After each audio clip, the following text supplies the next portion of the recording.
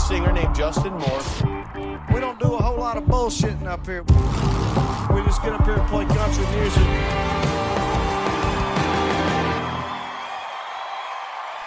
The Justin Moore podcast is sponsored by Bobcat. Visit them at bobcat.com. All right, well, here we are, back once again here, Season 4, Episode 7 of the Justin Moore podcast. I think everything's working on my end. JM's got a new computer, so we'll see how this 8-second ride goes, cowboy. Yeah, no kidding. I think we talked about that last week, me having computer issues, I believe. Oh, yeah. Yeah, with Uncle Dale. Before we got Uncle Dale on, you couldn't even see me and Uncle Dale. You still ain't seen Uncle Dale. That's right. Yeah. So before we get started today, thanks to Dale Mills, Uncle Dale, for coming on with us last week. He was a night or two ago. He was sending me pictures of his son Bronson playing ball, and they had sent me some videos of his swing, and he said he was raking that day. He had hit a few doubles, and I think they got a ring, and it's pretty funny. He's got a mullet, his son's got the mullet. Yeah, it's pretty awesome, but that's good stuff. But anyway, thank him again for coming on. Yeah, so we had I had those issues with my computer. And so I was in Nashville, which we can talk about. I was in Nashville Friday. Oh, everybody. I saw the pictures Cody put up. Little tease there. You in the vocal booth. Yeah, I was in there we were there to track some songs. We actually got 6 songs tracked, and it really couldn't have gone any better. Nice. It's always fun to work with those musicians, man. They're such great musicians. I mean, especially after working with Tucker and Dave and Will. I mean, after working with those turds, you're like knuckleheads. Yeah, let's get some pros. I mean, there was total pros in there. Trying to think who we had.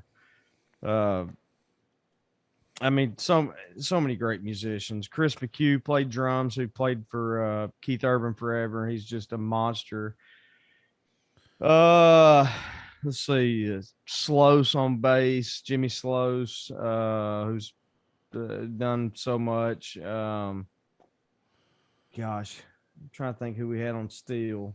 It'll hit me before we're done. Yeah. Had Ilya. I forget Ilya's last name, but with a name like Ilya, you don't have to have a last name. He was playing acoustic. Had Adam Schoenfeld on lead guitar, who currently plays on the road with Tim McGraw, and he's played on a bunch of records, including mine. And then the godfather of country guitar. I don't even have to say it. You know who I'm talking about. The greatest country guitar player, Brent Mason, studio guy ever. Yeah, Brent Mason. I was about to say earlier when you were talking about names, and then there's a guy like Brent Mason who's got a common as name as yours and mine, but there ain't but one Brent Mason. When you say Brent Mason, you know who you're talking about. Yeah. So and I'm leaving out a couple of guys. The guy that played keys, the guy that played steel. It'll hit me. Anyway,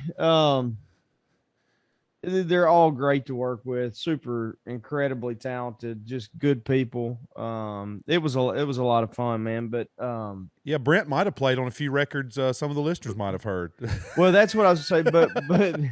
But Brent, I mean, when you just hear him play, there was one song he's playing a solo on, and then Adam had to play after him or something. And Adam comes back in after playing it and goes, "Whew. That Brent Mason's pretty good." like I really don't want to follow him again. He's that guy. But for our listeners out there and viewers, Brent Mason has played on any and every real traditional country music hit record you've ever heard. I mean, basically, yeah. All the iconic licks like down and on and on, down and on and on. Dawn, dawn, dawn, dawn, dawn, dawn, dawn. Will it down yonder on the chatter? I mean, that's him. I mean, and that's just one of thousands, quite honestly. All your 90s and 2000s hits, that's all him. In late 80s, yeah, that's all him. You can, and when you know, when you hear it, you're like, oh, that's Brent. That's Brent. I mean, you know, he's played on the last 2 or 3 of my albums, maybe 3 albums. And he's like the most unassuming guy. And Jeremy, my producer, even pointed out, he goes, it's amazing he plays like he does. It reminded me of Roger, actually, our lead guitar player. It's amazing he plays like he does because if you notice, when you shake his hands are tiny. Tiny. Yep. Tiny.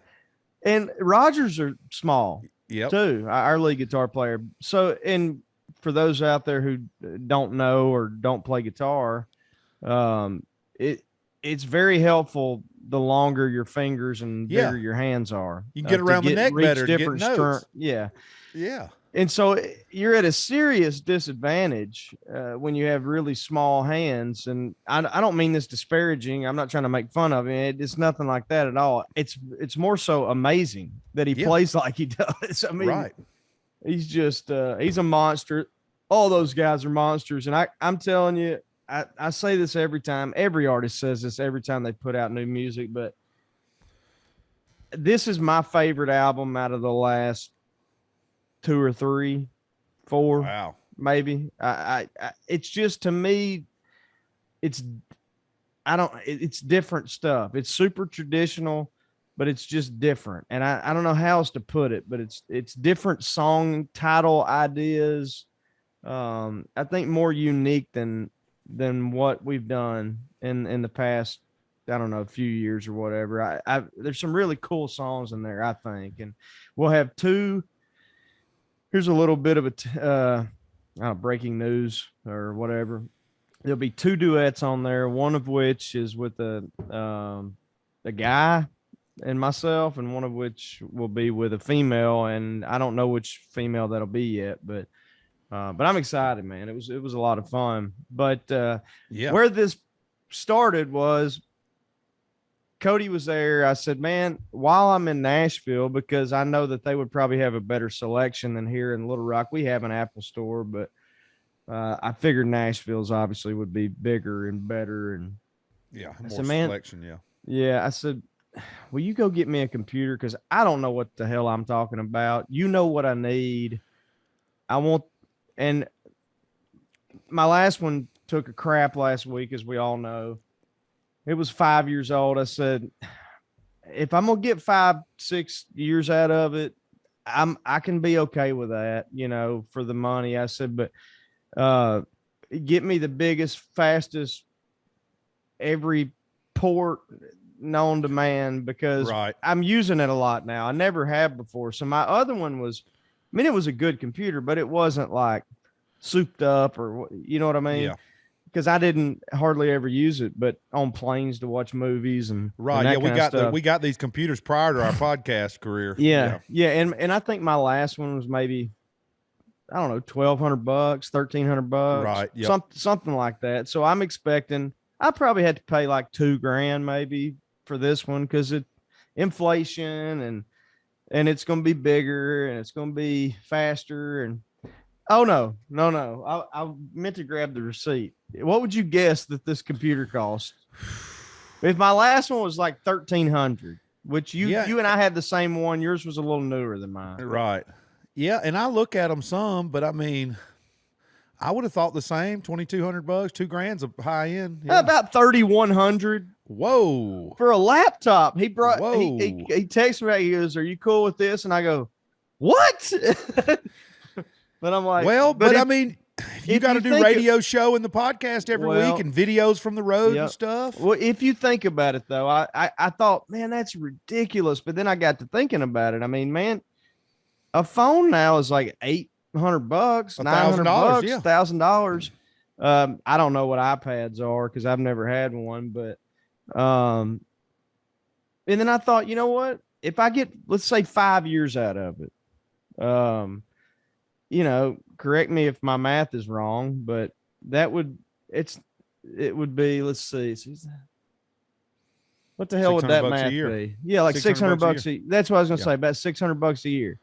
So it's really not that bad when you look for as much use as you get out of it. If you said, hey, you can get your truck washed every day of the year, go through a car wash, or if you can get all your oil changes done, or you can whatever for $600 a year, you'd be like, that's pretty good, really. Right. So I don't know. That's kind of the way I justified it and calmed myself down. Right. Yeah. Well, it's just cheaper than car insurance. Yeah, it's a yearly expense. And now, like I said, when you're doing things like the podcast, like the radio show, like doing Zoom rights and phone in, video phone ins, conference things you have to do in today's world that we have to do from the road and stuff. I mean, that's just what it's kind of, so I'm the same way doing business. I mean, it was just, I guess I had in my mind since the last time I got a computer, a price in my head. And when I heard that number, I was just taken aback. I really stopped and thought about it. Yeah. And you got the bigger screen. Like you said, you got how many, so what ports do you got now? You got so I was ports? going to tell, because you and I had complained about this before. So, and if you haven't watched the YouTube video about the guy laughing about the dongles, please. You got to laughing guy dongles. There you go. Yeah, it's the greatest. So they've gotten away from that now. So there's you remember the bigger charger that had the magnet, probably like your old one, I would guess. Yeah. They went back to that. Oh. I think they keep changing all this stuff, so you have to go back and buy all the chargers and the cables. So, which tells me this: you should just save all your old chargers, right? Because they're probably going to cycle back to it at some point. Mm-hmm. As soon as everybody throws them away. Yeah, I had thrown mine away because I had a computer like your old one as well. And you think they're never going to go back to the old stuff, right? Yeah, and you and I are kind of on the same computer cycle. We had this generation together. Now we got this one, and so you'll have to go spend $3,000 here shortly, I'm sure. I don't know if I don't know. We'll see. So then it's got it's got that. It's got the is it USB-C? Is that what it's called? That's the big, the new like oval one. Yep, USB-C. 2 on the same side as the charger, and it's got a headphone jack. Oh yeah, great. Genius idea. Bring back the 8th-inch cord. Yeah, but I don't know why. First of all, I don't know why they ever did away with it. Now I'm thinking, why would they put it? Or is the style going to go back to the wired headphones? I don't. So save all those too. You're right. It is a good. I thought, why would they do that? So you got to get a dongle.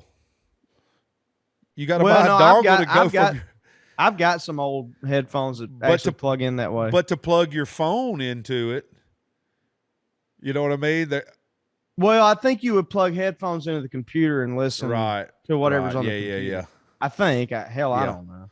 You know this stuff better than I do. But because iPhones don't have the headphone jack, but I bet that's coming back too. Right. So that's a good point. But so I know at times you and I have both had issues like with our earbuds not connecting, or they mess up our audio the way we're recording, or so I'm like, that'd be a good backup plan. You can all keep in my backpack or keep here in the office old school headphones plug in.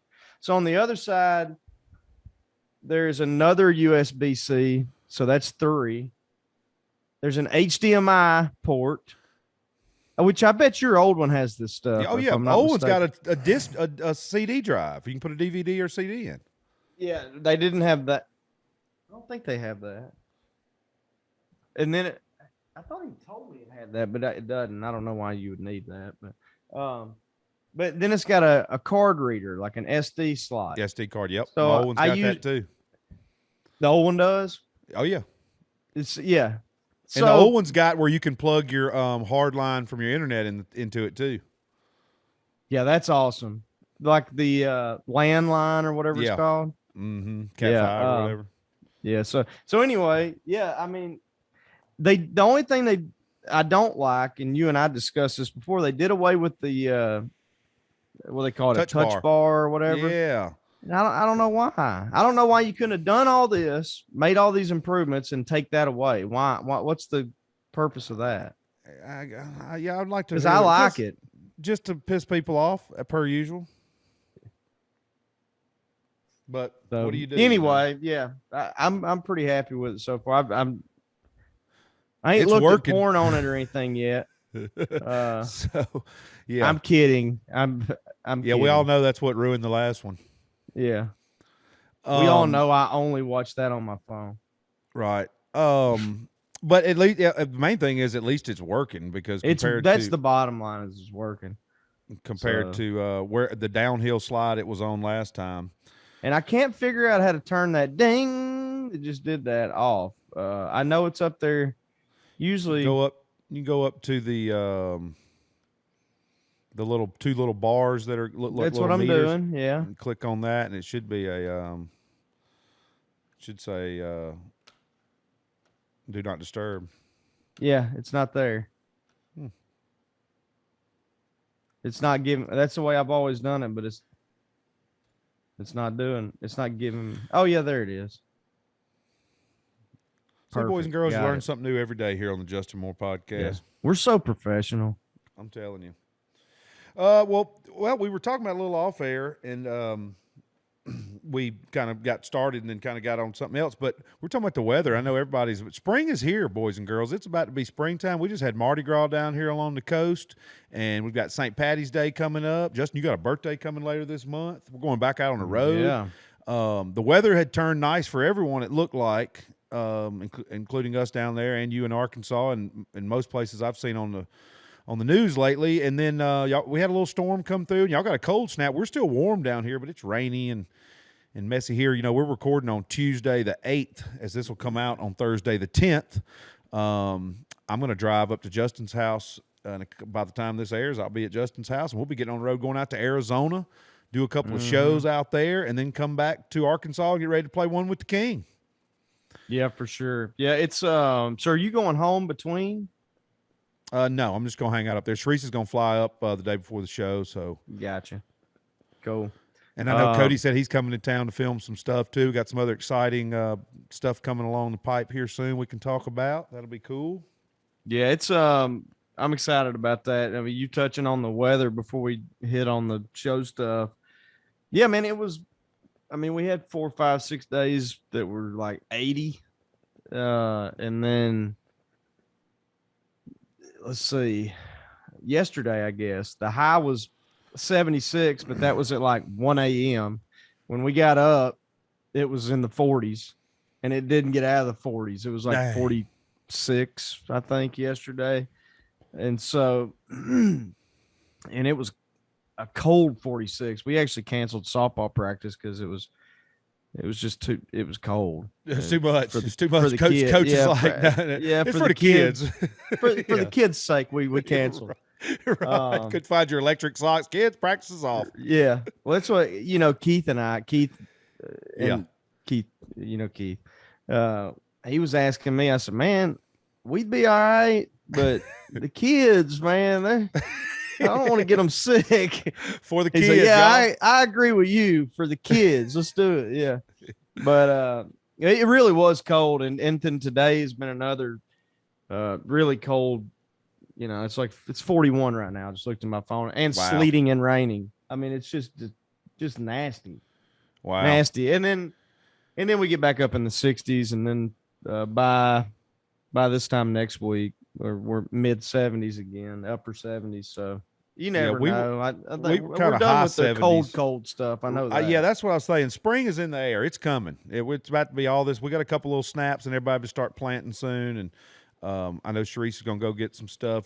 Some of our peppers have actually turned from the weather we had. Some of them have already shed some of our pepper plants we had from last year have already shed their winter leaves. They're green again, sprouting new leaves. Awesome. So we got. I want to plant a bunch. I want to do that again this year. We didn't do it last year after doing it the year prior. When do you need to plant? Like right now? Whenever the last cold snap, they usually say. I know in Tennessee, Miss Bonnie used to always tell me up there to wait till after Easter or that last cold snap around Easter. Yeah, I'm gonna do it again this year, but I'm gonna do it on a much lesser, smaller scale because it overtook our pasture basically. Yeah. I mean, it was. I've seen the remnants of it out there when I come over. It was ridiculous, and so I finally took all the fencing down and everything, but it was ridiculous. So Yeah, we're going to do the box garden, and yeah, I've thought about doing that too. I've seen where people have done that, and it actually looks much more manageable. And it is. so you just do it above ground and like potting soil. Yeah, or you can bring in some dirt from somewhere if you got good dark dirt. I just go dig you some out of somewhere in the bottom out there where it's good and dark. And then just get you a rectangle frame, a couple feet high, and put you some box basically. Well, that way too, you don't want it too wide either. That way you can walk all the way around and get to the middle without having to get up in it. Do you have to line the bottom of it though, so you don't have stuff growing up through it? Or if it's deep enough, you don't have to, but you could. I want to do that this year. Yeah, I tell you, as soon as we see Mark Fisher, you can ask him about it. That joker will have you a couple out there. Do you just build you a box out of? You just go buy some wood and. Yeah, I'm just going to use some old decking I had and some 2x4s. I'm going to stake them down and build me just a box on them. And then we do container stuff too, which like those containers you have Kate's got flowers and stuff around the pool and all that. We'll do smaller versions of that, and I'll put tomatoes and stuff in that. And then just put my tomato cage right in the pot. And I've used 5-gallon buckets before. I tell you what I've learned, man, is even for us, we were thinking we have a big family. We eat vegetables a lot. And we were splitting the duties and the bounty from with another family or two, here. And so we put way more stuff than we needed, but it doesn't take too many plants to put out as much as you want. I didn't realize. I'm thinking, okay, I need 8 of this, 8 of no, that. no. I mean, it's just all of a sudden you can't pick it fast enough. No. When it's rocking, there's no way. I remember, when my garden in Nashville got so good, I gave more than I ate away. But you need 1 squash, 1 zucchini, 2 tomato plants, 2 different types of tomato plants, a couple of peppers, one or two of each is plenty. Yeah. Well, unless you're talking about like string beans and stuff like that, where you need a bunch, or beans and stuff where but especially big stuff, big veggies like cucumbers and squash. Yeah. You'll grow. Oh my gosh. And dude, I grew. You mess around, don't pick zucchini. I grew zucchinis and squash big as this damn desk I'm sitting at. Let it have a good rain and some sunshine, and forget to pick them a few days. Oh yeah. Yeah. I mean, just get to the point you can't even eat them. No, it's too much. I had cucumbers that were. I mean, it was ridiculous. I mean, this damn big around. And you're proud of it, but you're look like a watermelon. Yeah. I had cucumbers look like a watermelon. And you're thinking, man, I can't believe we did that. But then you're like, well, I can't really eat it. Kind of. That's terrible. I just wasted that. That's great. Yeah. But it's neat. But and it's cool. And with the world the way it is, I mean, that's some stuff everybody needs to know how to do. We all need to be growing. It's where it comes from. It's clean. It's safe. It's not that hard. Like I said, start small. If nothing else, I tell people, what's your favorite thing? If you like tomatoes or you like cucumbers or squash, just do 1 in a pot. 1. Yeah, and I'm telling you, we didn't have a clue what we were doing. I mean, we read some stuff, and I did it growing up, but I just did whatever I was told to go do. I didn't. I guess because we always had a garden, but I didn't. I guess take in the information and store it so that I could do it later. I was just like, hey, go pick that. Hey, go put them seeds over there. Rake that. Drag that. Do that. Plow that. Like, I wasn't paying any attention to what was going on. Because my grandpa. Who just passed in December, he had a garden every year. I mean, multiple gardens. I mean, that was like his job. That was Gran too. That was Gran. That was her job. It canned everything like Gran. Made all kinds of awesome stuff. I mean, soups and salsas, and I mean, the same as Gran. Oh yeah, and then it's amazing. My grandpa actually. I mean, I remember helping him wire electric fences, keep deer and stuff out, because he had one big garden about like the one we had right a few years ago, a couple years ago, that he did nothing but sell out of that. And it was all purple hull peas. Right. I mean, I one that big of all purple whole peas. So I mean, I've shelled more damn purple whole peas in my life. You know, thumb turns blue. Oh yeah. But Sitting there, I used to sit with Gran in the floor with the big tub and shell the peas big and silver wash tub. Yep, and watch Days of Our Lives on TV. It was like shallow. Yeah, but big wide wash tub. Yep. Yeah. Yeah, Exactly. Gran used to have like same thing. Gran used to have. I mean, it had to be an acre. Like huge gardens. Like I mean, huge gardens. Yeah, like So, but it's good for everybody. If you've got a little bit of spot, it doesn't take much. Grow you some stuff and start small. I'm gonna do the box ones. I'm gonna do them here closer to the house. But I still got to do something. I might have to put up a little fence or something, keep deer out of it. Yeah, where you don't have to worry about that. Not here in Nashville, I did, but I just basically put little like metal stakes in and just did me a basic little hog wire fence like 4 feet tall, and I never had to worry with them. And then too, on a fence like that, I would plant my zucchini and squash near the fence because they're viney. They'll take on those fence and take off on there, and that way you just go up, pull them. They don't rot on the ground and stuff. Don't tomatoes do that too? No, tomatoes more like it's a stalk. I'm thinking of something else then. Not watermelon. Watermelons do. They go on the ground and spread out. Mm-hmm. Yeah. Anyway, today's farming lessons with I was just thinking that. I was just thinking that, but people are going to be. And I had it's that time of year, man. It is. It really is. And there ain't nothing better than homegrown vegetables. Oh yeah. Got tomatoes. I know you don't like tomatoes, but I mean, there's nothing better. Whatever you think your favorite is, grow your own and eat one. You're like, whoa, that's what it's supposed to taste like. Yeah, exactly. What I was going to say. Yep. So anyway, well, enough farming for today. We can talk about music a little bit. I know they had the Acm Awards on a couple nights ago, last night before last night. I tried to flip through and watch it. It was not on my rabbit ear television, so I don't know what channel it was on, but apparently it was on. And I saw. I'm glad you tried because I didn't. They didn't put much country music on there. No. Well, I got to give props. They did have a few of our guests on that won some big awards, and one of our favorite touring people, Miranda, took home Entertainer of the Year. Proud for Miranda. She keeps it country. Parker won the New Male. Parker McCullum, New Male, good dude. Which. You won an ACM. That was back when it was male and female for New Artist of the Year when you won yours. Now they do a female, which Lainey won. And Lainey got Song of the Year for Things a Man Ought to Know, which is cool, I knew the first time I ever heard that song. That was a big old song. And who else did I see? A couple of our buds on there, though. That I saw it on the tip sheet this morning that Kurt sends on the Morning Hangover is where I got all this info from. So congrats to all those boys and girls and all of our former Justin Moore podcast guests on their big awards. If you want to go to an award show that nobody can find on television, please come to the Justin Moore podcast, and you might go win you an award too one day. So that's part of it. Yeah, don't hold your breath because I still ain't won but one. Right. Oh, man. But they don't even ask me to be on them. Much less win awards, but anyway, that's neither here nor there. You know why? Trying to be good. I'm just gonna spit it out there. I'll be honest. No, you know why you gotta love Miranda? She wasn't even there. Yeah, I know. She did from home. But whatever. Yeah. Hey, I always say we've been there, done that. Those kids want to go to Vegas and spend a week. Go, please go. Have fun. Good. Y'all been there, done that. Got a T-shirt. Done it. Like. Brought the hardware home. We're good. Y'all can have it.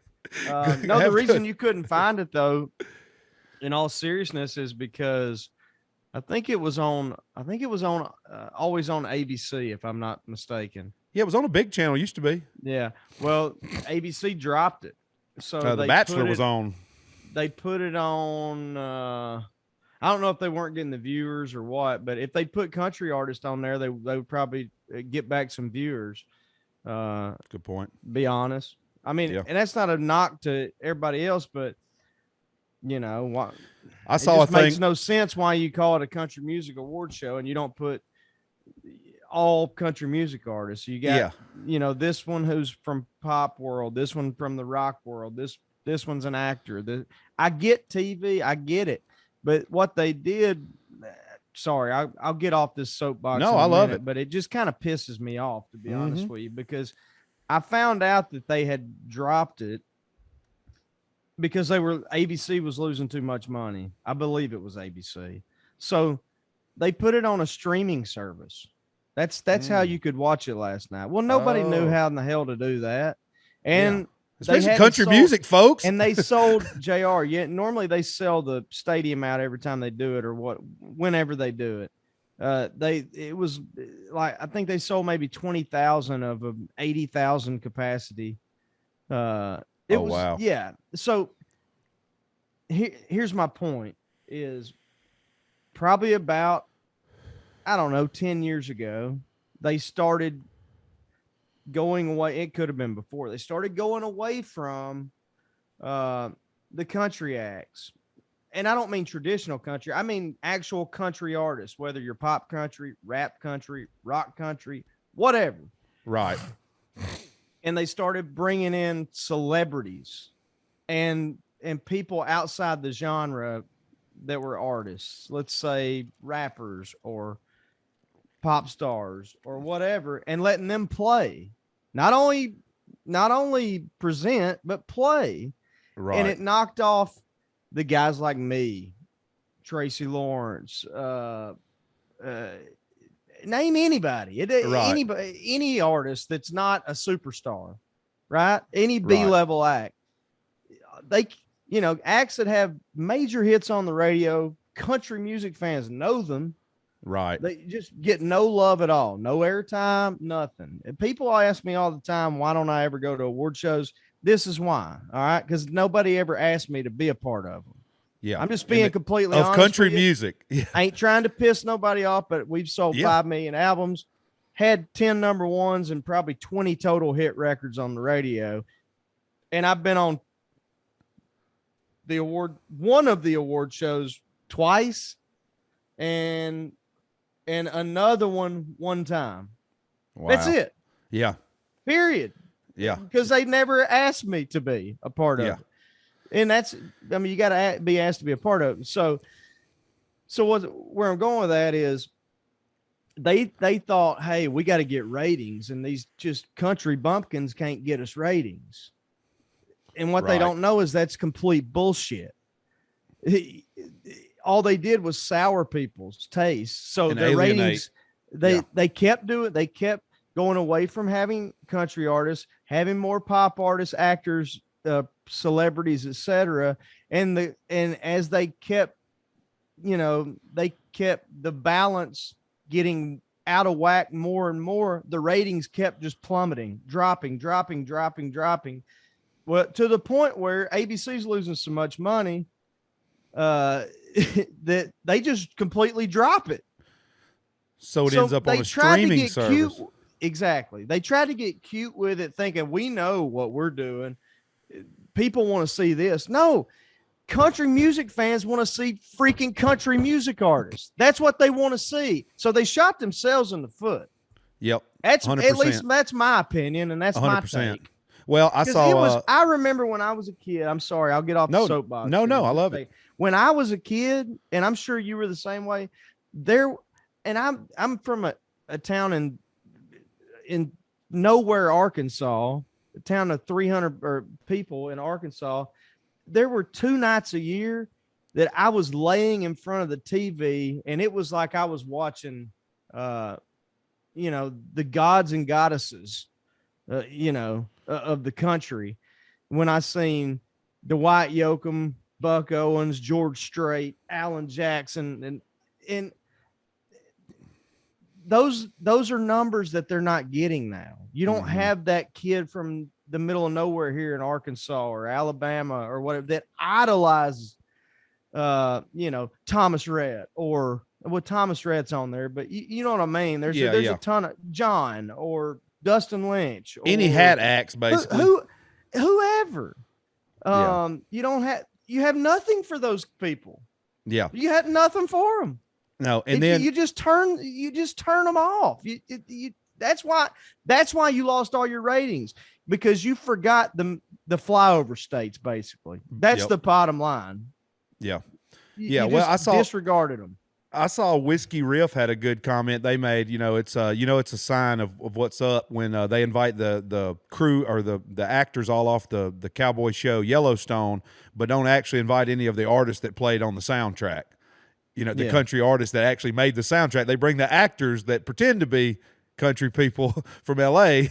but don't invite the actual country people who play on the records. Anyway, I've just gotten to the age, I usually pussyfoot around this stuff. I've just gotten to the age and the point in my career, I don't give a damn. If you ask me a question, I'm going to ask you, or I'm going to tell you the honest God truth. Yeah. Not that I've ever told anybody a lie, but I just kind of disregard and bebop around the question. But I'm sorry, but that's just a fact. Yeah, it really is. And I know a lot of people say, and then, you can go on social media and tell that stuff. And, I hate it for for everybody who's a part of it that's not getting to experience that. And like you said, the ones that get left off and don't get invited, and then the kids that don't get to, the real country people. And for anybody out there that picks this up and writes a story or whatever, that goes, that's sour grapes. You damn right it's sour grapes. We deserve to be a part of that. Just like, and I don't mean we by just me. There's 100 other acts that deserve to be a part of it too. Yeah, how about every act that had a number 1 hit on country radio last year should at least been invited? Damn right. Yeah, or I mean, or everybody who's still making hits that's won awards before. I mean, you could just yeah. Yeah, I know. You think about, I mean, like there's no JM and Jake Owen and Easton Corbin fans out there. We could go on and on and on and on and on. Yeah. Tons, but it is what it is. But congrats to the people who did get some some hardware and take that home with them. For sure, because there there's always going to be the tides that turn. And I saw that coming too, and and obviously it's probably always happened. But you remember, I think a big one when they were in the height of that kind of whole thing, and they were starting to invite all the celebrities, and they had Timberlake there playing, and then Stapleton was his breakout kind of thing, which he'd been. Everybody knew who the hell he was 10, 15 years before that, if you had any real sense. But they take it for granted like we're just a bunch of dumbasses, I think. But look, I think Justin Timberlake's amazing. Yeah. I mean, he's incredibly talented. He's 10 times as talented as me. He's freaking awesome. He's a great actor. Props. Yeah. But he does not need to be on a country show, and Chris Stapleton does not need him on stage with him. I promise you. Exactly. Listen to Chris. Exactly. Just Chris. Yeah. It's like they get too freaking cute, man. I don't get it. Yeah. It's like you said, they act like we're a bunch of dumbasses, and you joke's on them though. Look where their ratings are at. Exactly. That's the bottom line. And that's it. I know this information to be true. I'm not just spitting it out. I had a conversation about it recently with a high-ranking member of country music. Right. Well, we'll get. Well, I want to continue on a little music stuff here, which I want to do some real. How about some fire today? Damn it! By God, exclusives fire here. Y'all thought just because we wasn't gonna have a guest, it was gonna be boring today, and I'm bringing the damn heat. And we got some Q&A. Pick it up, Whiskey Riff. Go ahead. I love you boys. Run with it. And add to it. They all know. Everybody knows. Everybody knows. It's Add to it. Yeah. Take it and run. Love to know your input. Yep. But I've got a bunch of Q&A. People have sent me a bunch of stuff, so I want to go through some of that. And then maybe we'll wrap up. We'll talk a little sports on the tail end, because I know we hadn't talked about any of that yet. I had one real quick here. Before we get on this, JR, do we want to take a quick break? I could stand to use the restroom. Yeah, let's do that. Go do what you got to do. Get that blood pressure down a little bit. We'll be back here. Hey, that's what you wanted behind the curtain. That's behind the curtain. You know what I mean? You got it. I'm on it. All right. Appreciate you guys. We'll be right back here. We're going to take a short break, and we'll see you soon. Y'all remember to hit up JM and JR. It's Justin Colmore on Twitter and Instagram. Look for the blue check. I'm JR the Handler. Hashtag Justin Moore Podcast. JustinMooreMusic.com. You can get all the info on all JM's tour schedule, merchandise, all the fun stuff we got going on there. So Stay tuned. We'll be right back. Today's episode is sponsored by Bobcat. If you're like me, you don't like to sit still for very long. You look out the window and see possibilities. What if I planted a row of trees over there? It'd be nice to clear that trail in those woods. That's why Bobcat equipment is so great. Its compact size, powerful performance, and big-time versatility will keep up with all your ideas for your property. With a few attachments or implements and a Bobcat tractor, for example, you can do big things in small amounts of time. It's perfect for me when I have a break from touring or recording. Take a look at tractors, utility vehicles, mowers, and more at bobcat.com or pay a visit to your local dealer. Hey, what's up, guys? Justin Moore here. I want to remind everyone out there listening that my wife Kate has an awesome children's clothing boutique in downtown Benton, Arkansas. It's Central Arkansas. So if you're local, come see us at 119 West South Street in downtown historic Benton, Arkansas. Again, that's 119 West South Street in Benton, Arkansas. And if you're not local, we ship everywhere. So you can find us at shopthislittlepiggy.com and see all that we have to offer. All that my wife Kate has to offer, I should say. Facebook, you can find us at Shop This Little Piggy AR, and Instagram, you can find us at Shop This Little Piggy AR. But check us out. It's called This Little Piggy, and see what we got to offer. ShopThisLittlePiggy.com. Hi, y'all. This is Brandon Bing, singer-songwriter and whiskey maker. You're tuning into the Justin Moore Podcast. Visit EasyLiquor.com to grab your bottle of Bangtail Whiskey and join the Blue Collar Swaller family today. Follow us on all socials at Bangtail Whiskey for more news and updates. Now pour a jigger and take this a second ride with us. Hey, gang. As y'all have heard, the Justin Moore Podcast has recently teamed up with Wrangler. Wrangler has been an icon in authentic American style around the world for more than 70 years. With a rich legacy rooted in the American West, Wrangler commits to offering unmatched quality and timeless design. As y'all have heard me and Justin talk about on here, George Strait and Alan Jackson, they're Wranglers. We wear Wranglers too. Its collections are also for men and women, children, to look and feel great, inspiring those who wear them to be strong and ready for life every day. Wrangler is available in retail stores worldwide, including brand flagship stores in Denver and Dallas, department stores, mass market retailers, specialty shops, Western outfitters, and online. For more information, visit Wrangler.com. And you know you've heard it here, and you've seen it on stage, the Justin Moore Podcast. Dang glad to be partnered up with Wrangler because we're big fans and have been for a long, long time. Can't go wrong with a nice pair of Wranglers, y'all. I wear the Wrangler Retro. Justin wears the black one some. It's my go-to. I get mine at Academy. So if you're around an Academy or just about anywhere, you can get you a pair of Wranglers, whether you want to look like George Strait, or you want to look like JM, or you want to look like me. You can get you some Wranglers, and you can do that. Whether you're in North California or South Alabama or Montana, Texas, Ohio, Wyoming, wherever, a pair of Wranglers will get the job done. Long live cowboys and plowboys. For more information, visit Wrangler.com. All right, everybody, welcome back to the Justin Moore Podcast. Thank y'all for tuning in today. Here's season 4, episode 7. Boy, we've been doing this thing. I don't even know how many episodes we're at, Just. Got to be around 100. We got to look into that. Yeah, got to be, because I wasn't at the end of the last season was like 80-ish, Yeah, wasn't it? 75 or 80. So Think. So we should be creeping on it soon. Well, actually, last year, if you just want to go by year, we did 40. Yeah. Right? Yeah. I bet we're at 100. Yeah. We'd have to check, but it's got to be close. We'll get our crack staff on that.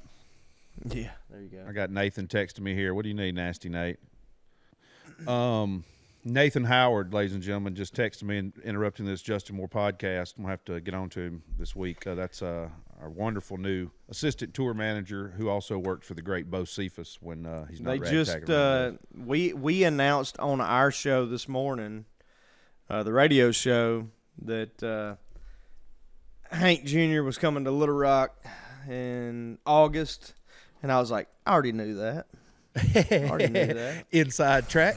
Hey, we were talking about some music stuff before we got off. I want to keep that train rolling because I did not go out of town very far, but I got to hear some fantastic music this past weekend at the Floribama down on the Alabama-Florida state line. If y'all ever down that way, come have a beer with us. Man, it was good. I got to see some old buddies of mine. I got to meet some new buddies. Got to see some really good stuff. I got a buddy, Caleb King, who writes with some friends of ours and stuff, and he's a young artist out of Columbus, Georgia, but he really stone cold country. Sounds like Hauser. Got a voice. He loves Randy Hauser. That's his fave, and you can tell too. You know what I mean? But I got to hang out with him a little bit. He's great. Got to meet his wife and kids last time he played down, but he came for a few shows. Got to meet a new guy, Austin Bishop from Piedmont, Alabama, right off of the Wayne Mills Band, Riley Green. This guy's right in that same path. The same guys who introduced me with those guys, the same guy, young, big, good-looking young kid, bald, but good-looking big young kid from up north Alabama. So it was funny. He was saying about Muscadine Bloodline because he listens to our podcast, which is weird. He said, awesome. First time I met him, next day he's like, dude, yesterday I had no idea you're freaking JR about to fangirl up. He said, I listen to the podcast every week. Yeah, I was like, cool. He's like, when you said you knew, so I had no idea. So anyway, we got to talking. He said he had loved the Muscadine Bloodline episode for a young artist because he says he finds himself that way. He's still new in his career, but he's been playing for a while and honky-tonking and doing stuff and cut some songs and wrote a bunch of songs, but it feels like he's finally finding his voice. And he said, them talking about that and bringing that up on the podcast cleared some stuff up and helped show the way for him. So thought that was really cool. Yeah. So it's good to meet Austin. Good dude. We swapped numbers. We're going to stay in touch. Saw a girl at my little local bar the other night, Shawn Williams. She's from New Orleans area, but she had a really good set over there the other day. Man, really cool stuff. She plays the Frank Brown Songwriters Festival, which you've done before, and but really cool kind of. I don't know, just cool kind of indie rock, kind of soulful kind of stuff. But it was cool. Want to give a shout out also, my buddy Wes Loper, got to see him over there. The great Mark Sherrill, my old buddy from Nashville. You talking about some stories. Mark was there in like the 60s and stuff. That's Billy Sherrill's cousin and stuff. Like he wrote, he had paycheck cuts and like old cuts back in the day. And then his last cut would end up being one of his biggest, which was Old Red for Blake Shelton before he retired at the coast. Yeah, so got to hang out with Mark. He plays at the Bama once a week. I mean, if anybody's down and into that songwriter type stuff, you can go hear some stories about songs he wrote with Patsy Cline and stuff. I mean, he was young, but he was there. He's got some good ones. That's awesome. Yeah, it was cool. And then my buddy Mike Diamond, I got to give him a shout out because this made me think of this. Before we got on the air today, I was listening to a Leonard Skinner record, and yesterday Mike calls me and says, I got some stuff for you.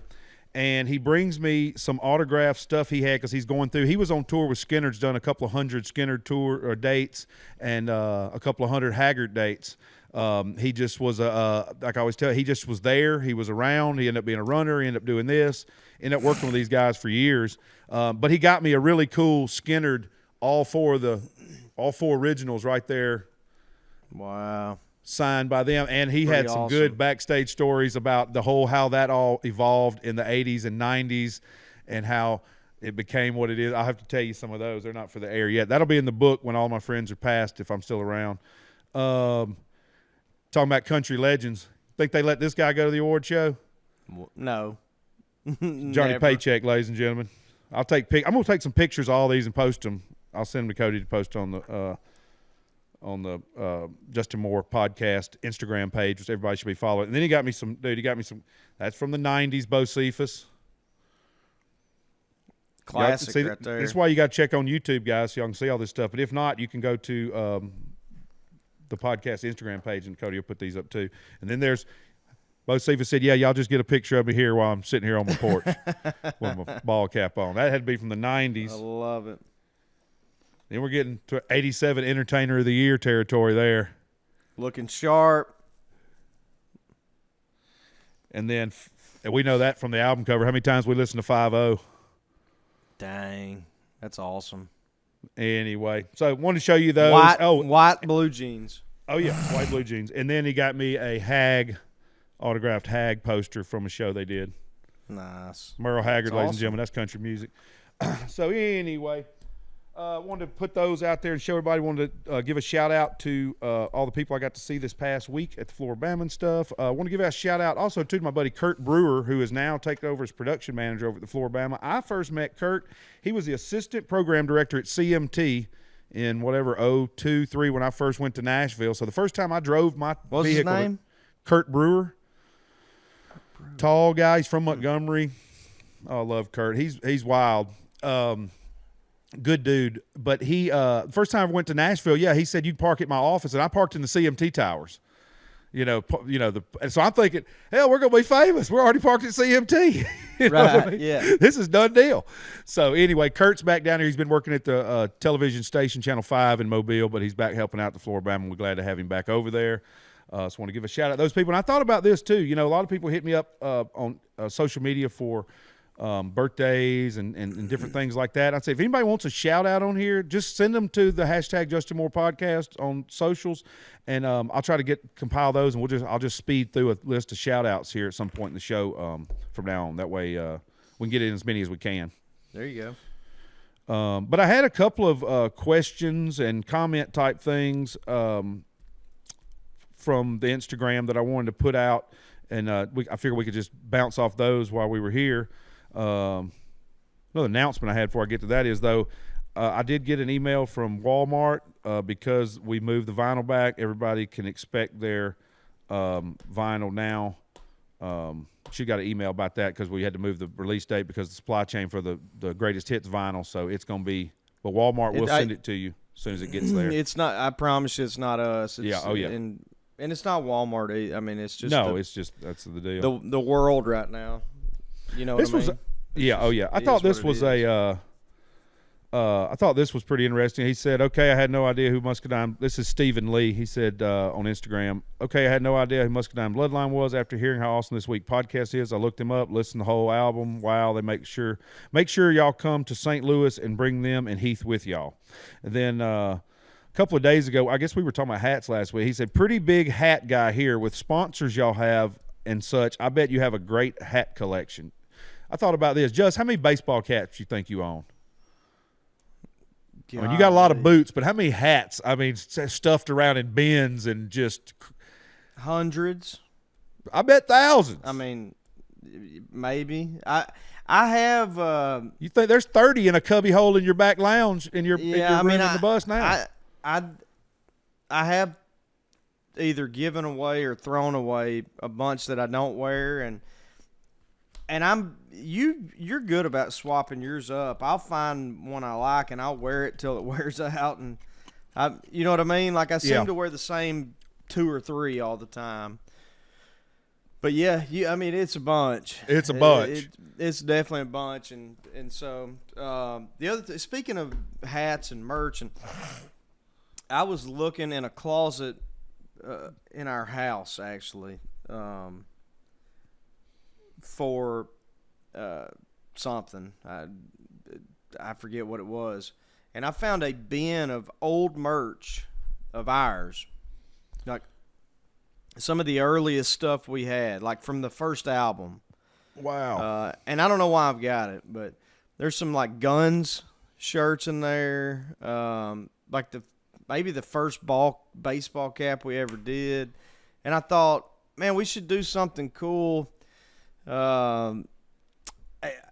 at shows, or maybe we do something cool on here, giveaways. If people are interested in that stuff, I could sign it and we can mail it to you, or maybe you got to come to the show or something. I don't know, but anyway, but there's probably 30 ball caps in there. To your point, right. You know, just everywhere.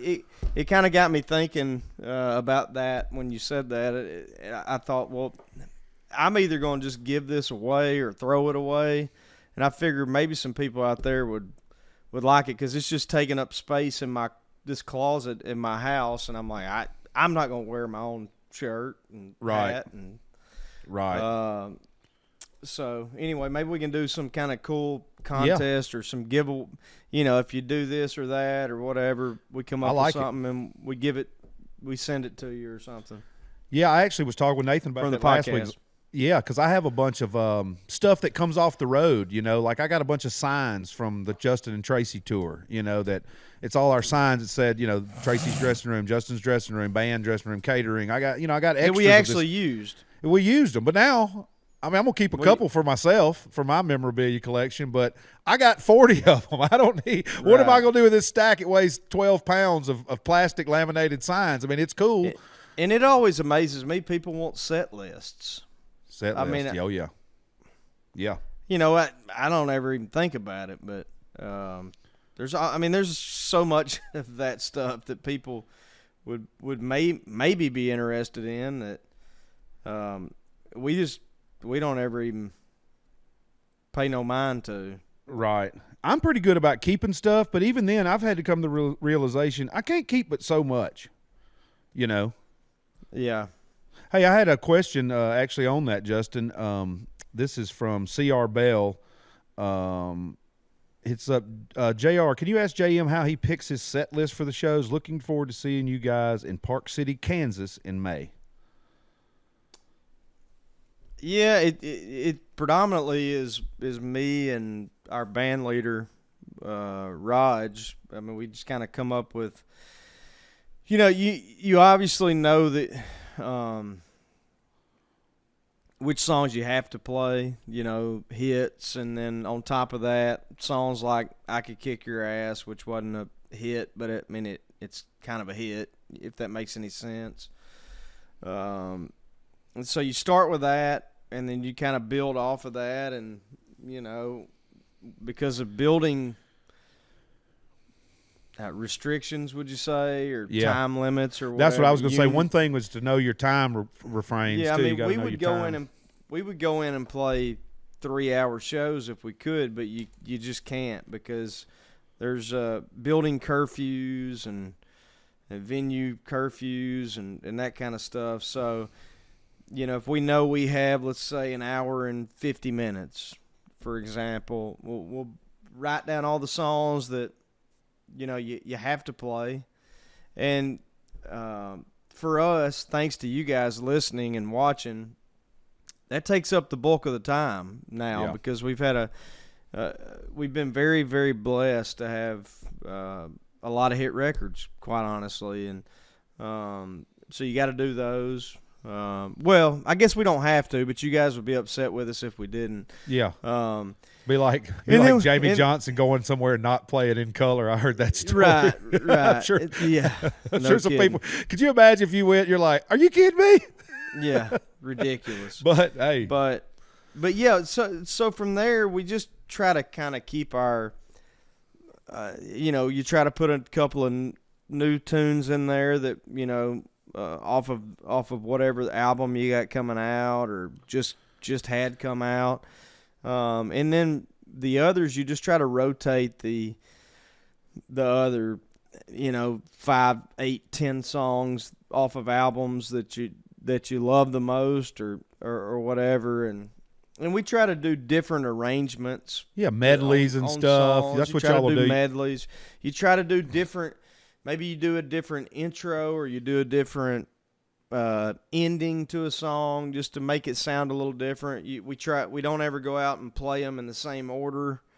We try to switch up the order so you get a different experience each time you see us play. And yeah, that's at least the goal and the way we go about it. And then usually encore's a free for all. I always half the time I'm on the radio and they're like, "What are they going to do?" And sometimes I'll say, dust them and roll them, which means dust on the bottle and roll the dice, and if not, or sometimes I'll say I have no idea, everybody just hang on. That's the thing, and I don't know how everybody else, because Roger will go, Justin, what you want to do? And you'll go, oh hell, we'll just figure it out, and then y'all will just go do something.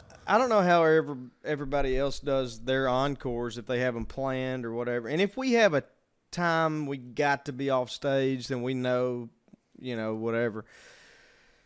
But for us, what we do for encores is we can reach back and grab 20, 30 songs at any point and do any of those, or a medley, or of our stuff or whatever, and we just call it on the fly. So y'all see me go off stage, and call for an encore. Use While a y'all are restroom calling break. for an encore, if anybody needs to pee, we'll do that. But typically that time is just before you see us come back on stage is spent talking about what we're going to do. And a lot of times it's just what we're going to do first, and then after that, myself and Roger will call them out. You know, if we go out and do Dust on the Bottle first, then I'll say, hey, let's do Roll the Dice. And then so will say, hey, what do you think about doing that Travis Keith Tritt. Whitley tune or that, you know, whatever. And we've been ending with Flying Down a Back Road, or at times we've ended with Home Sweet Home. I mean, I'm rambling, but the point is we make those, like JR said, we our encore, we kind of do that on the fly. Right. So that's how a JM set gets made, ladies and gentlemen. Yep. Got this one from Ryan Dunn. He says, JR, been a big JM fan for a long time. I listen to y'all every week on the podcast and can't wait for y'all to come to Tucson on Saturday. We'll be there. Yep. So if y'all appreciate that, Ryan, if anybody, because I'm seeing sleet and like cold ass rain here, and I bet it's pretty nice weather in Arizona right now. I hope so. I hope so. So yeah, and as this comes out, if you're in that area and want to come to the show and don't got tickets yet, check and see if there's some, and y'all come see us. That'll be Saturday night. Then Sunday night, we're in Prescott Valley, which is the other side of Arizona. Got one here. This is from Dante Pringle. I got to read you his little bio on his Instagram. I thought it was pretty good. He said, welder / fabricator, little fire emoji, 94 Cummings, hashtag Betty White. If you're not first, you're last. Perpetual action creates endless opportunities. I thought he just put it all out there. I hear you, buddy. So Dante says, hey, JR, love the podcast. Me and my fiance have been huge JM fans for many years. We would love for you guys to join us at our wedding this October. Remember, what happens in Vegas stays in Vegas. Can't wait to see Justin in concert and you at your guys' next show in upstate New York. So congrats to Dante and Karen. Trying to load up here. So, yep, Dante and Karen, they're getting married October 22nd at Caesar's Palace. So, I told them, I said, if we can make it, if we're out that way, we'll be there. If not, we'll send some by listeners. Elvis? I don't know. It doesn't say by an Elvis impersonator?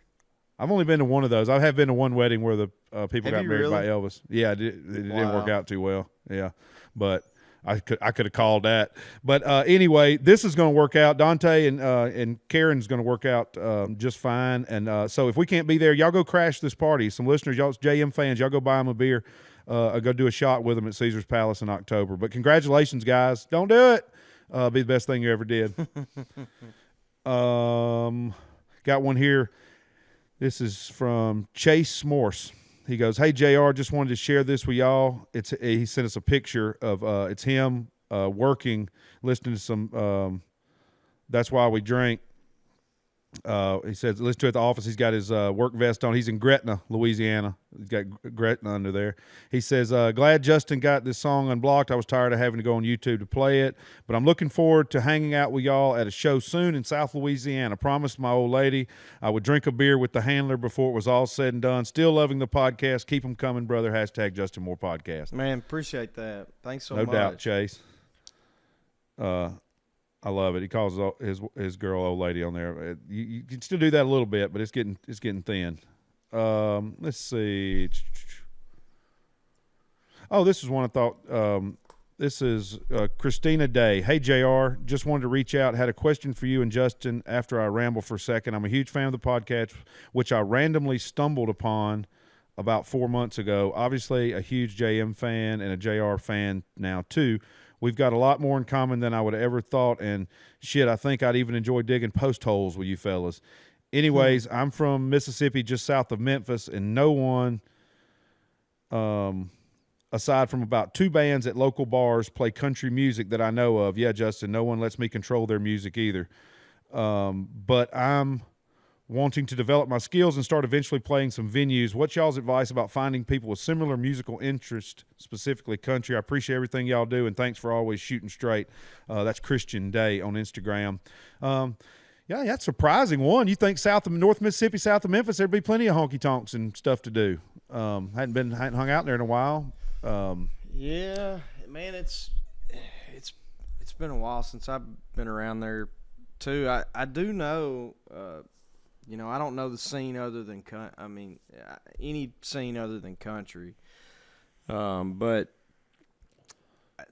I think it's pretty telling that we've played Memphis probably twice in my career or something. Yeah, just not and a lot of that kind of scene.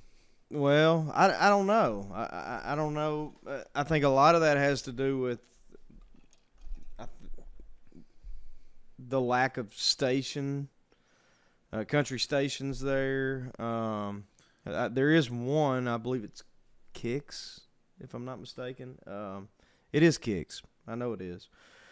That plays a role.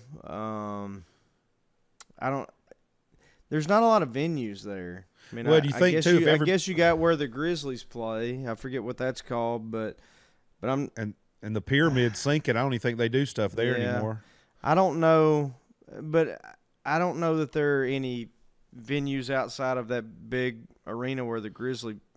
Down Grizzlies in Mississippi, the amphitheater where we play when we do play. South Haven, which we play there pretty regular. Yeah, we've played there 2 or 3 times, but that's actually a good question. I don't know why. I wonder there aren't. Maybe because Nashville's just close enough to where everybody doing that kind of stuff just goes to Nashville. I mean, honestly, there's not a ton of places here in Little Rock, to be honest with you. I mean, we have an amphitheater, we have an arena, but as far as let's say clubs go, we don't really have many, if any, that are you would designate country. I would say Christian. I don't know. That's actually, I'll be honest with you. I'm going to be educated enough to tell you that I really don't know the answer to that, and I apologize for that. But I'd rather do that than just make up something and tell you. Yeah. And I would say, as far as like down here where I'm at on the coast, and it's the only scene I've been paying any attention to lately is Facebook stuff. A lot of people reach out and just get on pages and meet, where's people playing and doing stuff like that, and local musician pages. I'd say a good one too is like your whatever the music store is. See if ask people there, do they know anybody coming through that's doing that kind of stuff, and this and that might be an option. And at the end of the day, if country music is something you're wanting to pursue as a career, potentially, at some point you're going to have to make the move to Nashville. I mean, unless you wind up on one of these shows or something like American Idol or something like that. I mean, I think JR would agree with me. You got to be in town. At the end of the day, that's or at least driving there the main thing for several days a week, visiting there, or whatever on the reg, writing and doing and seeing and being seen. It's not for everybody, but that's just the way it is. Yeah, but local, I would do that. I'd get on some of these local pages and stuff like that, and reach out and maybe, like I said, the music stores and just see what country stuff is out there, who's playing what. Might have to drive a little bit or stuff like that. Let's see what else I got here. I had one more, but this is not going to happen. It was and not that it's not going to happen, but he was asking, hey, JR, I would like to ask another question for the podcast. Is the would-be show in Australia Justin's first time playing out of North America? Also this weekend in the UK is the Country to Country Festival. The 3 headliners are Luke Combs, Miranda Lambert, and Darius Rucker. We're not going to do that Australia thing. That didn't work out yet. But not this year. Not this year, yeah. But no, we hadn't ever done anything outside of Canada, Mexico, North America. But hoping to. And be honest with you, it had to do with COVID. It wasn't us. It just had to do with kind of what's happening in the world. in particular what was happening at the time. Yep. And I think some of that stuff has gone away, and we're really – I mean, it really feels like we're on the back end of this thing now, thank goodness. So hopefully that will happen. That opportunity will come back around as soon as next year, hopefully, because that was something we were really getting pretty excited to do. We were very, very, very close to pulling the trigger and had something stop us from being able to do that kind of last minute. Yeah, like I say, hopefully when all this world's getting back to normal somewhat here at least, pray for all those people over in Europe. No kidding. No kidding. Brutal. We got to all work together, everybody. It's just sad. Hopefully get that resolved soon and stop. That ain't going to help nobody. But because of one maniac. Yeah. But I had another thing on here I wanted to mention about social stuff. As usual, I mentioned before the break if Justin Cole Moore Instagram and Twitter will always have the blue check mark by it. I'm JR the Handler. I only got one page. Cody has his own personal page. He just has that one page. But I got one here today. People asking me, hey, is this real? Is this real? I even got one here today, Justin. I sent it to y'all because it was so ridiculous. It says it's for Joey. Our old Justin's old tour manager, and that works for our management now. Joey's not on social media at all, so I knew this was a joke then. And definitely after I read the picture's not of Joey, which I don't even know who this picture's of. I don't even know who it was of. And it amazes me that somebody sends something in and says, "Is this real?" Like with how many times you've explained this. It's a picture of Russell Dickerson, and it's Joey G. So Joey does not, which and looks nothing like Joey. Yeah, and it says stage. It says stage manager Justin Cole Moore, and music is life. So no, Joey does not have. Nobody from our management is going to reach out to you. Nobody. Joey's never been a stage manager. Never. And so the band guys have their own. That's their own. They have their own individuals, but everybody has one. And I promise you, nobody's going to come through trying to ask you for money or solicit you to talk to you on the side or none of that kind of stuff. Got one here. It was somebody sent me a OnlyFans page for Justin Moore. All right, Justin does not have an OnlyFans page. This guy said he got someone from the OnlyFans page asking for Justin Moore, trying to sell him an ID pass for $550, saying that if I buy it, his management will fly me to a concert in Arizona. Is this legit? Absolutely not. I mean, isn't that absurd? I don't even know. What is an ID pass? I don't even know what who that knows? means. Yeah, and so no, none of that stuff. Yeah, and the other thing is that you mentioned our guys, us, are not going to contact you and say, asking for money or whatever. This isn't meant to be rude in any way, but we're not going to contact you for anything. Right. If you send a direct message to JR or one of the band members, they might respond to something you send, but they're not going to initiate a conversation with you. Does that make sense? Yeah. And I don't mean that hateful. Exactly. I mean, I don't mean that in a bad way. No, but for sure. I'm trying to explain to people further. Yeah. If you reach out to somebody, they may respond to you, but none of the guys or me is going to just randomly reach out. I talk to people who hit us up for stuff, and I'll hit up, I hit up other people on there, same way someone would hit me up, So, but I'm not going I'm not going to hit up anybody, and neither is Justin nor Cody. Nor the if band it or looks fishy, if it looks if like they got a duck, 4 followers, walks like a duck, quacks like a duck, it's a duck. Okay? It's a duck. Just use common sense. Yes. And the other like $550 for this or that. Got one here. Go ahead. Like $550 for an ID pass or whatever.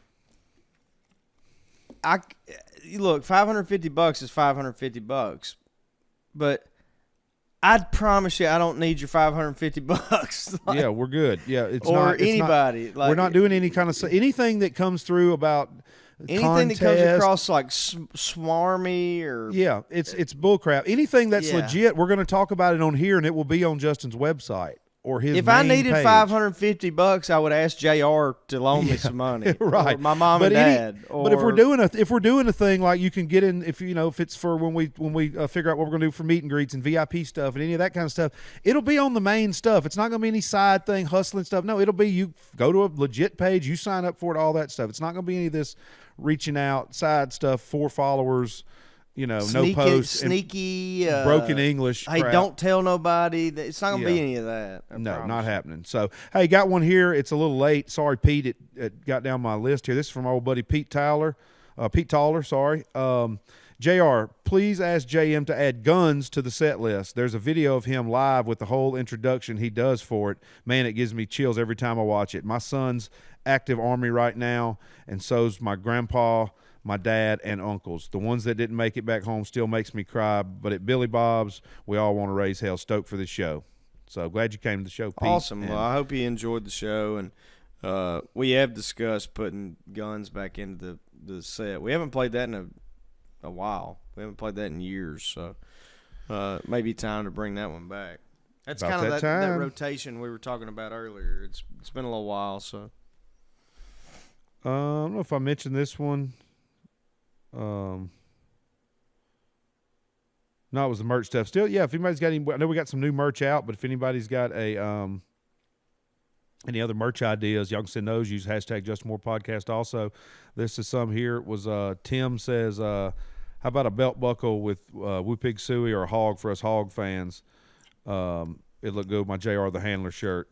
That was Tim Johnson. Laura B says, I like merch, definitely a hoodie and a vintage look tee. For the tee, maybe a belt buckle, maybe a belt buckle with a hook in the middle or an American flag. Good ideas. That is a good idea. I like it. The We may hook, steal that idea. the beta hook, because you got the new logo for the hats. Maybe Or that could, make the belt buckle a flag for Small Town USA or something. I don't know. ooh, there you go. Yeah, well, that's about all I had of those. And y'all use the hashtag Justin Moore Podcast and keep sending those in, and I'll compile them. And we will next time we do a round of Q&A, we'll get them on here. Yeah, I don't know what else I had there. Just I know we had talked about on just you and I last week a little bit about sports stuff. My Tide playing hard but letting me down. Arkansas's rocking still. Auburn won the SEC regular season. Boo. Yeah. Stays Saw in where- the state of Alabama, but wrong Yeah. colors. I saw but, where probably the biggest thing I saw was the South Carolina girls going down. Didn't see that coming. to Kentucky. I think. Yeah. Yeah. And I don't think they've lost I don't think South Carolina girls lost a game in a minute. Yeah, they're really, really good. They'll probably be one of the favorites to win the whole shebang. But yeah, it's tournament season.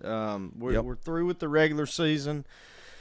My Hogs got they were one of the top 4 seeds. I don't remember where they fell. I think they were the 4 seed. It went down to the last Saturday. I mean, all 4 of the top 4 had a chance to win the league that last Saturday. We played at Tennessee, got down 24 in the first half. I don't know if you saw it. Ended up having a shot to win it at the end. I don't know how, but missed a 3, and they ended up winning. They shot 85, 90% from the floor from the 3 in the first half. I think they made 9 or 10 threes in the first half.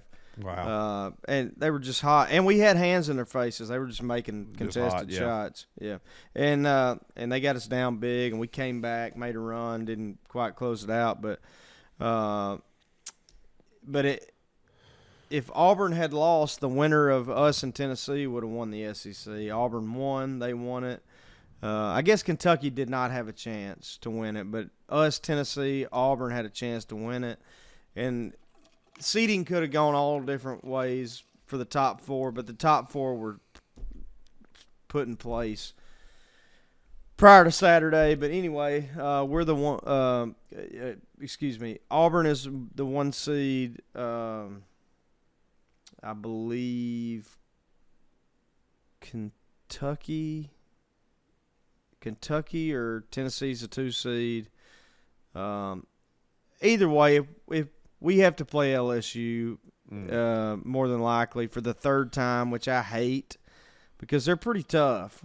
As you guys know, y'all played them Saturday.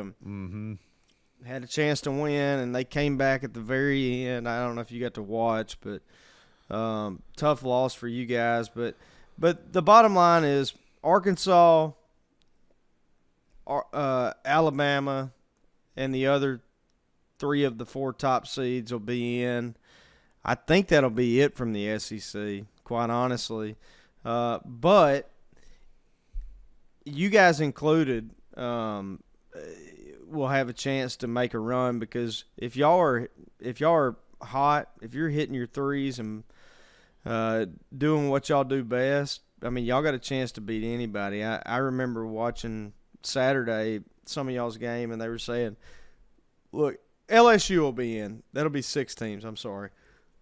But any of those 6 will have a chance to make a run. LSU plays great defense. They're not great offensively. They're long. You guys are better on offense and defense, especially if you're knocking down shots. And y'all are just a tough matchup because of the way y'all play. People don't play against teams like that, or teams don't play against teams like that throughout the year. So it's something kind of different to have to prepare for. And as you know, in a tournament setting, one and done kind of thing, you don't have a ton of time to prepare. Right. You don't know who you're going to play. Don't know who you're going to play, so you find out and you may have a day. Right. And so I think the SEC's in good shape. I think there's – if I'm being completely honest, I think there are 4 teams in the SEC that have a chance to legitimately get to the Final Four depending on draw. Right. Maybe 5. Maybe you guys sneak in that group too. But I'm telling you, man, Auburn and Kentucky, Tennessee I don't necessarily trust. They do defend really well. But I don't know if they have the horses, but under the right circumstances they get there. But man, Auburn and Kentucky are legit in my opinion. And Auburn, when they need it, is it Smith? Jabari Smith, I think. That guy's a pro. He looks like a pro. I mean, he looks like probably be the first or like second guy taken in he the looks draft, like a 4-year guy in the NBA that's playing. He reminds you of kids. Kevin Durant. Kind of, yeah. Or he does me anyway. Yeah. I mean, he can shoot. Yeah, I mean, he can shoot it over anybody. Anybody. I mean, you can't block his shot. He's got I mean, handles. You can defend him well, make him take a contested fadeaway or whatever, and he can still knock it down. And they've got guards that can handle and shoot. They've got bigs. 2 they've or got 3 7-footers. Yeah. They got threes. They got well, wings. that's the other thing. They have a 7-footer down low that was a transfer from Duke. Yeah. And man, he's a beast now. I know, mean, they're he's tough, a beast. buddy. Yeah. I mean, they're going to be tough. And I hadn't watched a lot of Kentucky, but I'm sure they're young, but they're putting it together at the right time. Well, no, that's the thing. They've kind of, Calipari's over the last couple of years has changed his formula or whatever, and he's gotten wise to the fact that I got to go out and get a couple of older guys. So he's got a grad transfer in now. Their 5-man Shibwe. He'll be the SEC Player of the Year if it's not J.D. Notae from Arkansas. We watched him play against Duke earlier in the year, and he was their only bright spot when they lost to Duke earlier in the year. Yeah, so he had like 17 rebounds or something. Oh man, when we played Kentucky at home a couple of weeks ago, we were lucky. We beat them, tight game. But JD went off for us for 30 and 8 rebounds and 8 assists or something like that. But Shibwe had 30. I think he had 30 points and 18 rebounds or something. Yeah.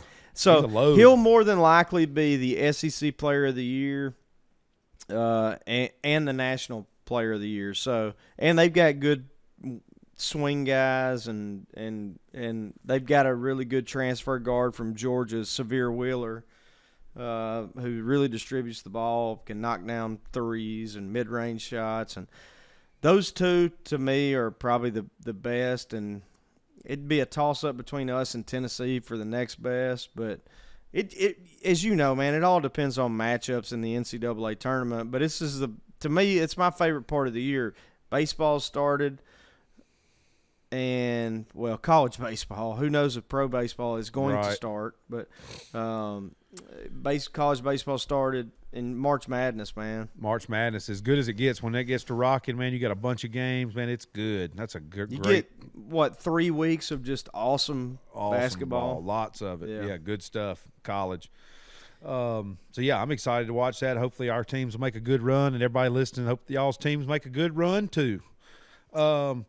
Unless you're an LSU fan. Yeah, unless you're Uncle Dale.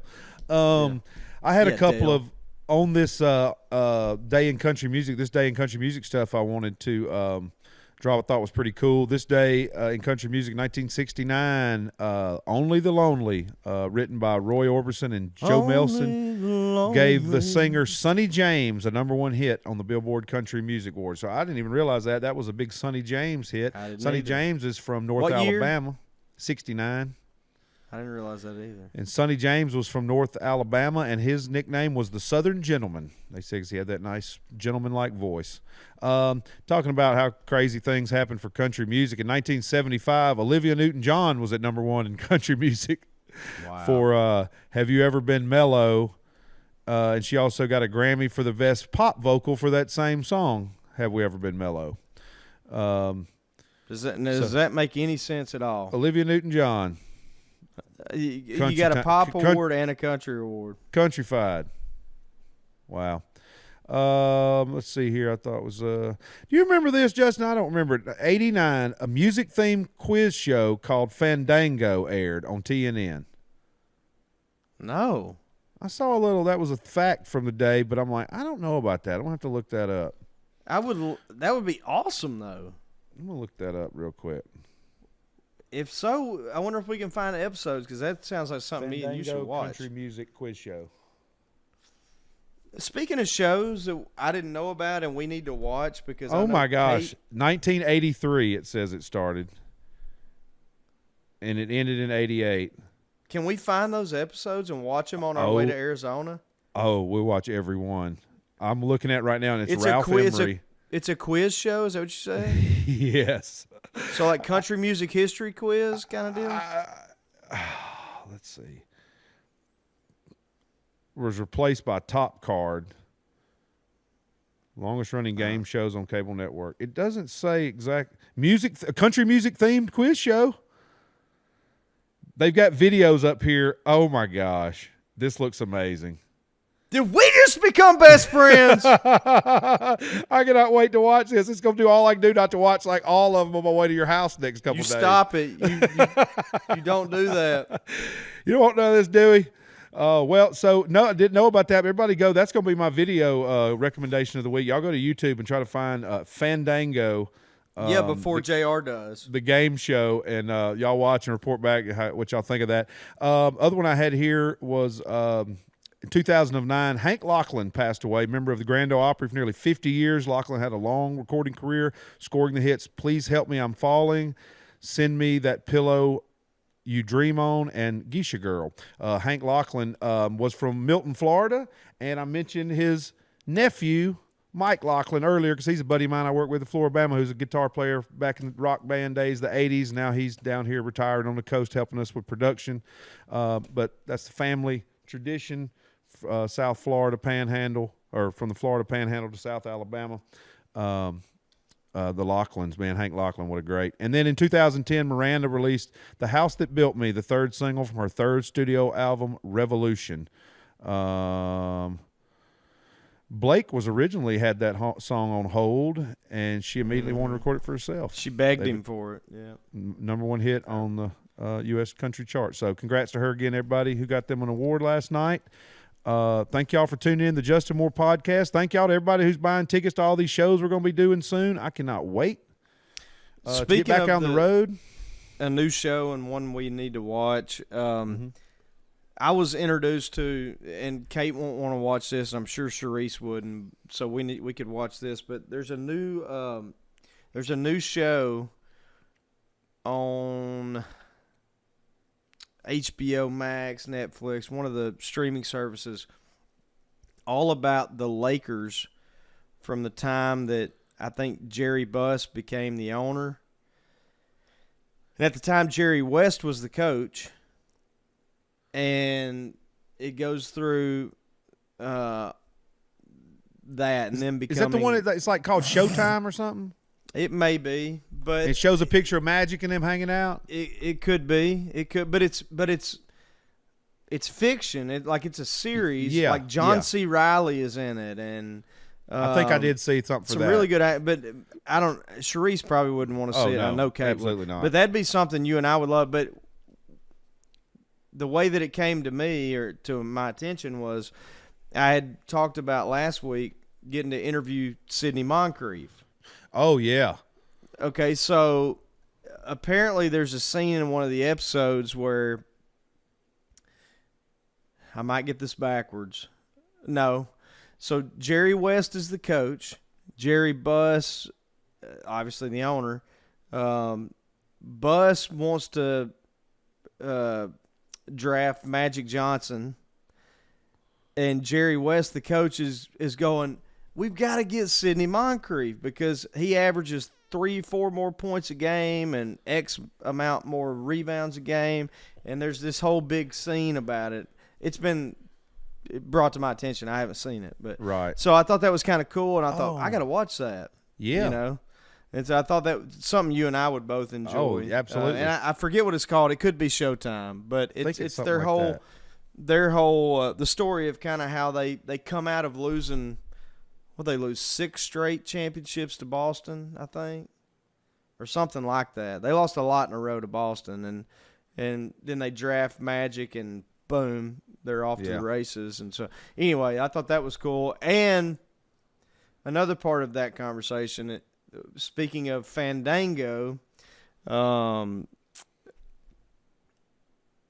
the only song I know with Fandango in it is Whiter Shade of Pale, and by Procol Harum, and the lead singer passed away, I think last week. I think his name's Gary Anderson. Is that right?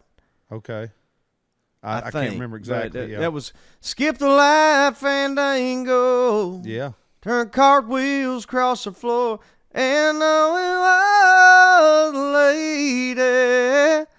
While the miller told his tale, the face that once was ghostly turned to whiter shade of pale. Anyway, really classic, huge hit, big song. Great version away. that you and I always watch on YouTube. Oh, yeah. Good, just condolences to he and his family. But anyway, there was a couple things that hit me when you said that. Yeah. I had one along the same lines. I want to say, talking about great bands, it's always good to check in on these people and interact and listen to their stuff. And I'll just remember these people as a lot of these rock, country and classic rock and southern rock and just, music of the 60s and 70s and even 80s. A lot of these guys and girls are passing away and have gone on. And there's some still left, so we make sure we always think about them. I saw a thing, one of my favorite bands of all time, The Band. And go see them if you have a chance, because yes. I've made the mistake multiple times of going, I'll have a chance to see them in a couple years or whatever, and they pass.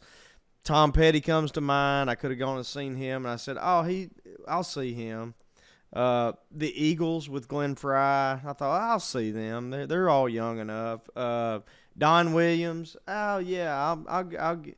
And I never. That's 3 right there of my biggest influences that I never got a chance to see. Well, I had a chance, I didn't take advantage of, and they passed. So take advantage of it. I didn't mean to interrupt you. But. No, and and just interact. Do anything you can. Shoot them a message on socials. They may be somewhere. That's all they can do. Because speaking of the band, one of the last members left besides Robbie is Garth Hudson, and Garth's not doing very good. His wife passed away a week or so ago. He's in a care facility there outside of Woodstock, New York, where the band all had their places after they met Bob Dylan. But he's asking, you can go on there, some of their pages, if anybody's a fan of the band, if you like any of those classic songs, The Wait, Ophelia, the night they drove Old Dixie down, all that good stuff. Shoot him. Some of those fan pages are asking that he wants to see, send him some letters. Send him some stuff. Let him know you're thinking about him and stuff. Because one day they'll all be gone, and you won't get the chance. So do it while you can, like Justin said. If you get a chance to go see an act, no matter where it is or what it is, just go see them. It'll be good. And if it's not what they were in their heyday, you'll still be glad you went. I promise you won't regret seeing them, but you'll regret not. Yep. I promise you. So. Yeah, for sure. So that's about all I had on that. I know. Like I said, I'm coming up to meet you, and you and I are going to go to Arizona and do some shows this weekend. Next week we go out. We're going to be in the biggest city, the state capital of Arkansas, Little Rock. Play with the King on the 18th. Then you got to do your spring break with your kiddos, and then we're going to get on the road. We're going to go. We're going to be in our first show April 2nd, Lafayette, Alabama. Then we're going to be in Hiawassee, Georgia on the 9th. And then we start the tour later on that month on the 22nd. We're going to start there in Pensacola. Then we're going to head down to Port Charlotte, Florida, Knoxville, Huntington, West Virginia, Bensalem, Pennsylvania, Everett, Washington, Kennewick, Washington, Nampa, Idaho, Park City, Kansas, Ralston, Nebraska, Mankato, Minnesota, Daytona, Florida, West Chicago, Illinois, Hobart, Indiana, Dubuque, Iowa, Carlton, Minnesota, West Fargo, North Dakota, Norco, California, Fresno, California, Dewey Beach, Delaware. I've been everywhere, man, across the desert. I've been everywhere, man. So y'all go to Justin's website, get some tickets. Come see us at a show. Justin's going to play a song for y'all today. Well, you just mentioned this. I thought, oh, man.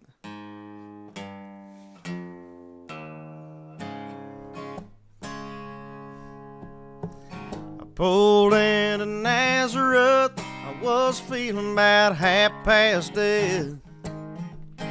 Just need some place where I can lay my head.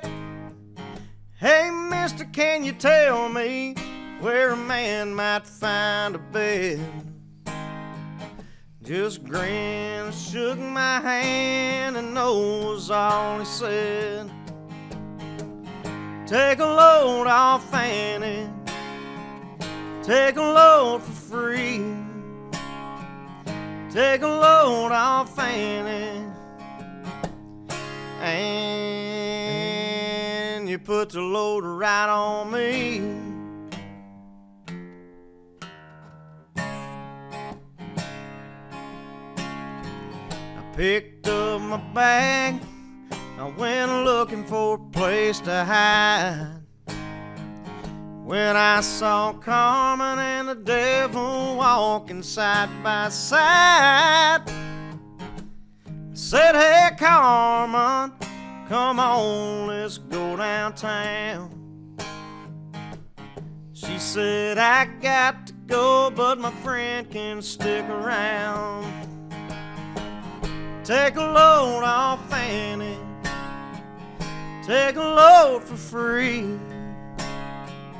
Take a load off Fanny, and you put the load right on me.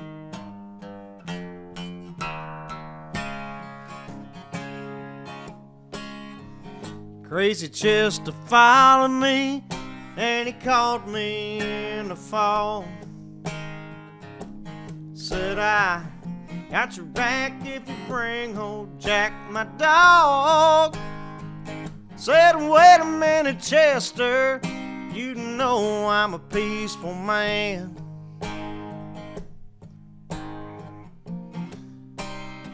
Follow me if you can. Take a load off Fanny, take a load for free. Take a load off Fanny, and you put the load right on me.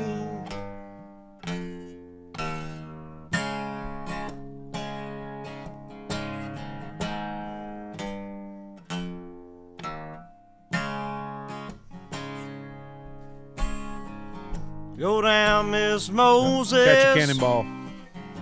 Okay, oh yeah. Hey, catch a cannonball, that'll take me down the line. Sink My away. body's sinking. Sinking low, and I do believe it's time to get back to Miss Fanny. You know she's the only one Who keep sent me calm. Send With me here her with regards regards. for everyone. Yeah, help me out now. You got it. Take a load off Fanny. Take a load for free. Take a load off Fanny. And you put the load right on me.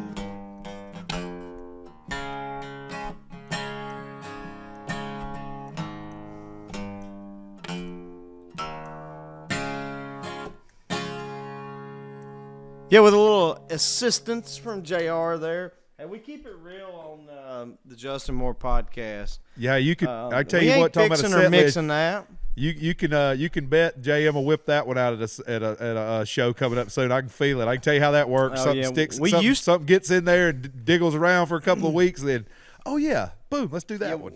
You know, you remember we used to do that song. Oh, yeah. And Oh yeah, it felt like people didn't know it. I mean, we loved doing it. yeah. but, Hell, that's the one you used to get. I used to get our merch guy Fortune up to do that with you and stuff. Yeah, yeah. It's a dandy. Oh, good one. You sound good, buddy. Pipes sound good. Ready to go to work this weekend. Rock and roll. Ready to rock. Ready to All rock. right, guys. Well, y'all go listen to Justin on the morning show, Morning Mayhem. I'm gonna pop in there from time to time. I'll be at his house all next week, so I'm sure they'll drag me over there.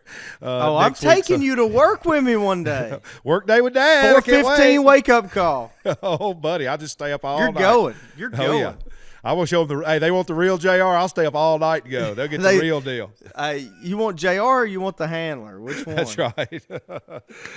So y'all make sure to tune into that. And thank y'all for tuning into the Justin Moore podcast this week. Y'all remember to use the like, rate, subscribe, tell your friends about the podcast. We keep this thing growing and going as long as we can. Couldn't do it without all you guys and gals out there in podcast world. Yeah, we'll be back next week with a new show. I thought since we're going to be at your house, we might have to try to talk into coming on as one of the greatest guests we've ever had, the all-time greatest guest of all, Mama Moore, Kate Moore. I mean, if we can do it. If we can get Kate to jump on, I mean, that'll sell you some records, brother. We also will have an opportunity to get on Heath Sanders. We've had him, but we could have him in person if we chose to do that. Yeah. And Cody, maybe all at the same time. Yeah, going to be doing some content day around the house. Looking forward to it. So, And Cody, awesome. we could do it. I believe that's a Thursday when they're here, the day this comes out. But he has such great equipment, we wouldn't have to send it to him. We could do it day of. He's got it here. Boom, he's got it. Just put it right out. Yeah, maybe so. Yeah. I don't know. We could get all three of them on maybe at the same show. I don't know. Yeah. Just a thought. Or we could do that and have it for the next week or something. Yeah. There you go. All right, guys and gals. Thank y'all for tuning in this week to the Justin Moore podcast. Remember to use the hashtag Justin Moore podcast anywhere and everywhere you can. We'll see y'all next week. See y'all. This episode was brought to you by Bobcat. Check them out at bobcat.com. For any of you first-time listeners out there, at the end of each of our episodes, I like to do a little reading out of a book I've had that I've got a lot of use out of over the years. The book is by Mr. Charlie Daniels, and the book is called Let's All Make the Day Count, The Everyday Wisdom of Charlie Daniels. Number 40, Your Own World. Spend time with the wise, and you'll become wise. But the friends of the fools will suffer. Proverbs 13:20. Although I'm forced from time to time, I really dislike getting out of my comfort zone, which has nothing to do with geography. Traveling thousands of miles a year, waking up in a different town every morning, or working on a different stage every night has no bearing on it. My comfort zone is built around my familiarity. I like my own brand of English breakfast tea every morning. I want to play the same guitar and fiddle every show. And most of all, I want to be surrounded by the same people. I have several employees who have been with me for well over 40 years. These are relationships that transcend employer-employee. They are friends whose personal lives I care about deeply. I am a small-town, rural-type person. Once I asked a lady who lived in one of the biggest cities in the country, how can you stand to live in this huge place with all these people? She responded with something like, you just take your area and your friends and you make that your world. Wise words. We are all islands in a vast, sometimes intimidating sea of humanity, yet surrounded by the things we love and the people we trust, serenity can be found. Familiar faces in strange places vanquish anxiety. Let's all make the day count.